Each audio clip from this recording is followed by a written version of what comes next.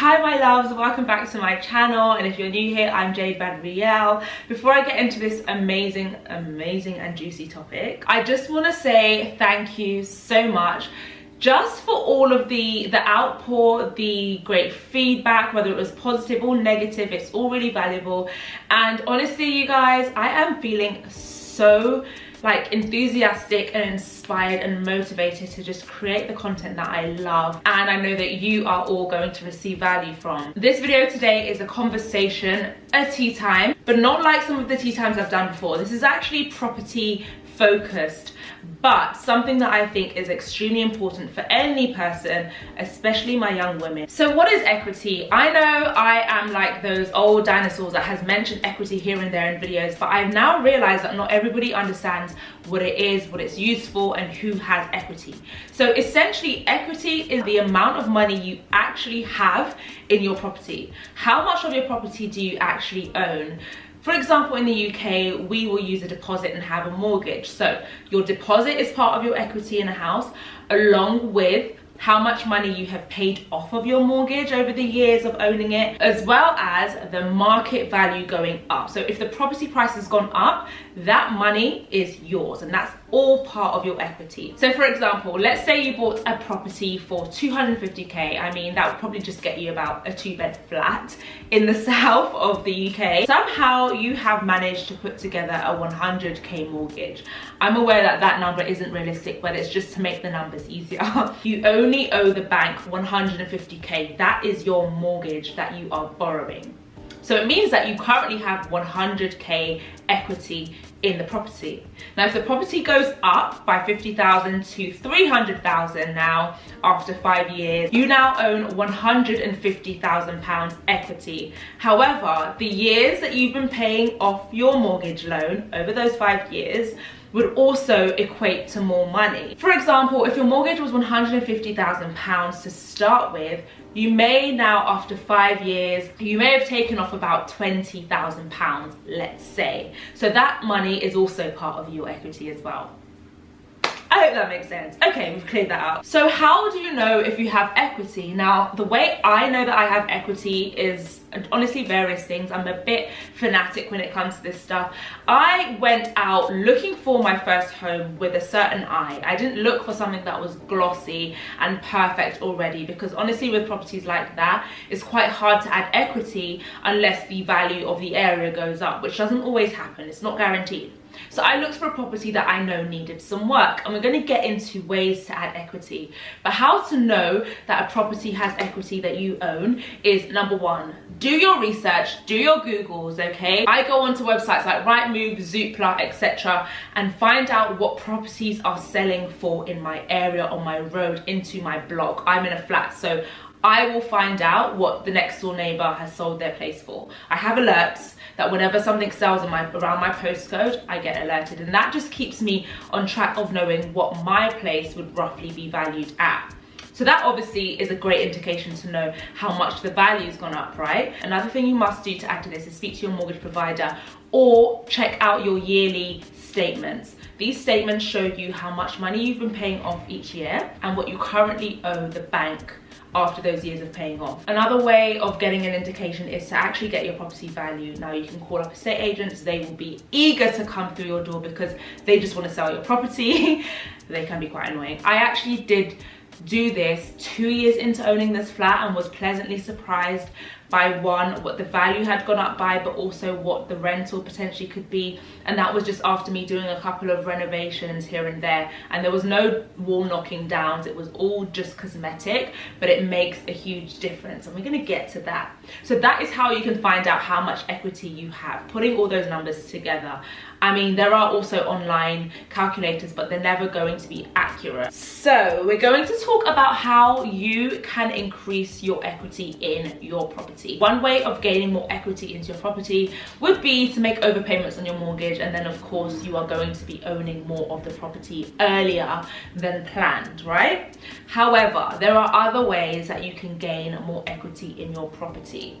Now, let me tell you, if you do things like making your property look nice inside, that can add value and of course add equity, because it means if you sold it, you would get more money because it's nicer. I actually recently did a reel on this showing different types of renovations and what the value increase could potentially be if you do certain updates to a property. Well, let's look at a nice standard 3-bedroom house, maybe in Essex somewhere, roughly around £450,000. It's a semi-detached house, it has a garage to the side. My eyes start gleaming because I'm like, I know exactly what I would do to this property. I'm going to leave all the stats and figures on the screen, you guys, because there's a lot. But let's say you did a garage conversion, or you did a whole side extension, like a double story, so the whole side of the house comes out, kind of what I want to do in my next property. Or let's say you do a downstairs back extension and you push the kitchen to the back and you just have like gorgeous bifold doors into the garden. But then what if you also decided to do a summer house, an outhouse, an outbuilding? It could be a gym, it could be a boys' room, it could be a creative space. Or you could do a loft conversion, adding on another bedroom. Think about it. Bathrooms and kitchens are usually the areas in a property that people either see a cash loss because they have to redo it, or a cash saving because it's already done and they don't have to spend on it. So if those two areas in a property are done at a great standard, that could be beneficial for you. These things add value to a home as long as you research what the cap is on the area. You don't want to do too much and then end up being in negative equity, which we're going to get into. But these things can add value to a home, and if the value goes up, that money is yours. And this is why it's so important to be smart about the renovations you do, not to overspend in certain areas, especially if you know this property isn't going to be your forever home, but you want to make some money off of it. So what I've been speaking about is positive equity, great equity, thriving, successful, plus equity. And then there is negative equity, which just means you're going down. It's not looking good. Let's say you actually put down a small deposit on a property, you did a 5% deposit, and after you bought it, the value of the property goes down. The market crashes. We know what that's like in the UK. And the value goes down. You're now in negative equity. I told you this was a juicy topic, you guys. Now let's talk about what you can do with your equity. So if you're over 55, there are so many different products and things that you can do in terms of equity release. And that is essentially taking the cash that is rightfully yours out of a property. You can still keep the property, retire, etc., pay for a retirement home. Something else that can be done is actually remortgaging. You always have to remortgage when your current mortgage term is up. So for example, when I first bought my flat, I did a 2-year fixed mortgage. And after those 2 years it was up, and then I can remortgage and decide to stay with my current lender or find a better rate elsewhere. So now you will have a new mortgage rate, which would usually be higher because now you're borrowing more. Like what you own in the property is now less because you've taken the cash out. So you'll probably be paying more, which is why it's quite important to think about these things. One, you need to think about why you are remortgaging. Another investment, maybe you want to do a let to buy, which basically means that you want to let this current property out to buy another one, potentially something that I'm going to do. That won't focus on your affordability, that will more so focus on the rental value of the property, which is why it's a little bit easier. But if it's just to take out the money and do whatever else with it, then they will be looking at you in terms of what you can afford, just the same way as when you first bought the property. I also want to touch on something I just mentioned, which is let to buy, and that's essentially if I decided in my current situation to take money out of this flat that I own, let it and rent it and buy something else, which is, as I said, is something I might do. In that instance, they will look at the rental yield for this flat. That amount of rent for this flat needs to be able to cover a certain percentage of the mortgage and more for them to see it as worthy, if that makes sense. So the percentages are usually around 125 to 145% of the mortgage. Let's say this flat rents for £1,000 and my mortgage is £600. That should be enough, if my calculations are right, for them to allow me to do a let to buy because it's more than the monthly mortgage. Of course though, your mortgage does go up when you take that money out. So let's say the mortgage went up to 700, there's still £300, and I believe that is more than 125%. I'm sure it is. Now the other way you can utilize your equity is just very simple. Sell your flat, sell your house, sell the property, get all of the money but then you start over and you don't own the property that you've obviously just sold. This is a reason why a lot of people do decide to just remortgage and take money out, because they do want to keep that place, but they might want to buy somewhere else. They may want to use it for home improvements to bring the value up, or you know, they've been in the house for a long time and they're ready to do an extension now, but they want to use the money that's in the house and let the house work for itself.